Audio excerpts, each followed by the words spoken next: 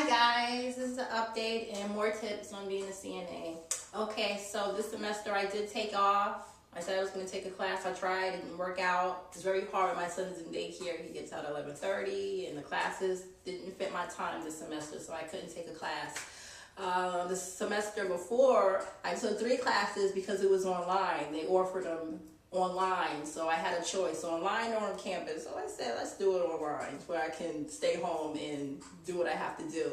So physically going to the school was kind of rough with 2 small kids, preschool and kindergarten. So I'm going to wait until that one gets into kindergarten so I can have 2 kids in school full time so I can do what I have to do. Okay, I am still studying for the TEAS test and I haven't taken it yet. It's not being offered, I think, until March. I don't know if I'm going to take it at March because I still have to take that class. I may take it during that semester because I can't get it anyway until I finish, that prerequisite. So I will have more time to study, which is great, and I will let you guys know how that goes. Okay, so if you have been called in as a CNA and you're,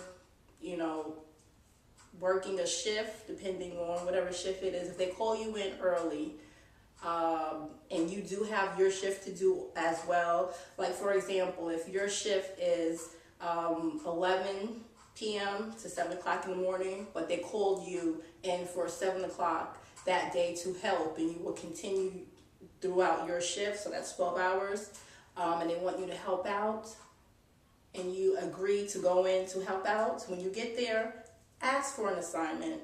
Don't be afraid. Don't be scared of nobody. You ask for an assignment. They will tell you, oh, what you can do, you can go help answer the lights. If anyone needs anything, don't do that, because if you're helping everyone with their lights, you will be running around like a chicken with its head cut off, answering everyone's lights while they're sitting at the nurse's station talking, while they're sitting down relaxing, while they're doing God knows what except for their work. You ask for an assignment, because that's not fair to you that you have to come in and run around like a crazy person while everyone else is relaxing. Ask them to split up the assignment. It makes it easier for everyone anyway. Everyone's workload is reduced. Ask for an assignment. Don't be afraid of nobody, okay? What else? If you have a difficult resident or a patient, and they may cause a problem, go in with another CNA. Ask them to come in. They don't have to do anything. Just have someone there present with you as a witness, because the residents or patients, they will say anything. They'll try to get you in trouble even though you're trying to do your job and trying to help them out. Understand where they're coming from. Be compassionate. Understand that they don't want to be there. They're hurting. They're in pain. They're upset because they can't do the things that they used to do. Just put yourself in their situation. How would you feel at that age if all these years you were doing it for yourself, you were helping other people, and all of a sudden you're disabled? You can't do anything for yourself. You're incontinent. Imagine how you would feel. So don't get upset with the resident or the patient.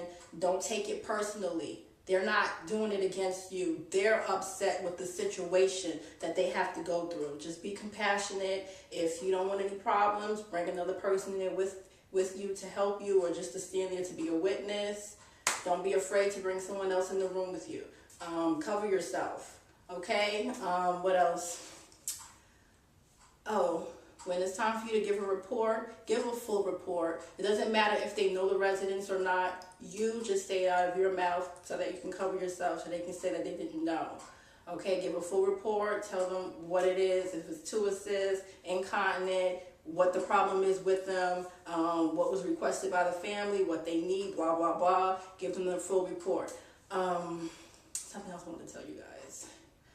Oh, yes, while you're in the room with the resident, and there's possibly lights going off and they're your lights, don't rush it. I mean, be quick about it, but don't rush it to the point where you forget key things like putting their oxygen back on, by lifting their head up in the bed. Don't rush, so fast to that extent where you forget those things, because if you do, especially if they're NPO and they're laying flat on their back, you don't want that to happen, because bad things will happen to them, the resident, okay? And you will get in trouble. So make sure You put everything back, put them back the way you found them. They have their oxygen on, put their oxygen on. Make sure the oxygen is on. Make sure they're not out of, the thing on the oxygen machine. I don't know what it's called, but sometimes they have the water in there, like the mist, and sometimes it's just the machine. Make sure it's set properly to the amount of oxygen they're supposed to get. If you hear their IV beeping, tell the nurse, because I heard that sometimes air can get inside of it and it can cause problems, blood clots or whatever. I'm not sure, what the situation is, but if you hear their machines or whatever machine beeping, just go tell the nurse. Cover yourself, because they can say, oh, well, I didn't know it was beeping. Why you didn't tell me? Go tell them. And remember, if you're going to tell the nurses anything, make sure when you go to that nurse's station, make sure you say it loud enough so that everyone can hear you that is sitting there. Okay? What else? I think that's it for now, guys. Yeah, if you have any questions, let me know. And I think that's about it. So I'll talk to you guys later. Bye.